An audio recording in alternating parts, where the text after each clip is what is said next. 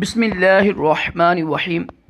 کیا فرماتے ہیں علماء دین و مفتیان شرع متیں اس مسئلے کے بارے میں کہ سردیوں میں بعض اوقات یعنی کبھی کبھی ایڑیاں پھٹ جاتی ہیں، کبھی تو کم ہوتی ہیں اور کبھی زیادہ پھٹ جاتی ہیں، تو اس صورت میں وضو کا کیا حکم ہے؟ نیز کیا اس پھٹن کے اندر بھی پانی پہنچانا ضروری ہوتا ہے؟ بسم اللہ الرحمن الرحیم۔ الجواب، اگر کسی شخص کی ایڑیاں، یہ پاؤں ہوتا ہے نا، پاؤں کی یہ پیچھے والی جگہ ہوتی ہے، اسے کہتے ہیں ایڑیاں پھٹ جائیں تو وضو اور غسل کے معاملے میں اس کے لیے حکم یہ ہے کہ اگر وہاں سے انہیں دھونا ممکن ہو تو دھوئے، جیسے کہ عموماً سردیوں میں ایڑیوں کا پھٹنا اتنا ہی ہوتا ہے، گہرے زخم کی صورت کم ہی ہوتی ہے، لیکن اگر ایسا زخم ہو کہ اس کی وجہ سے دھونا ممکن نہ ہو تو اس کے اوپر مسح کریں، اور مسح بھی ممکن نہ ہو تو دھونا معاف ہے۔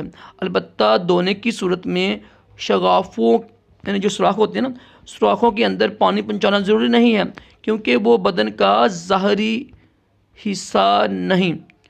در مختار میں یہ لکھا ہوا ہے، ترجمہ پڑھتے ہیں جی، کسی کے اعضاء میں یعنی اگر سوراخ ہو، اگر وہ انہیں دھونے میں قادر ہو تو دھوئے، اور دھونے پر قادر نہ ہو تو اسے مسح کر لیں، اور مسح پر بھی قادر نہ ہو تو اسے مسح بھی چھوڑ دے۔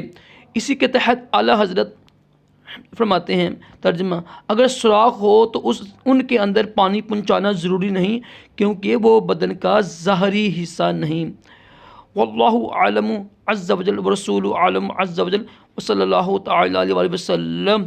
صلوا علی الحبیب صلی اللہ تعالی علیہ وسلم۔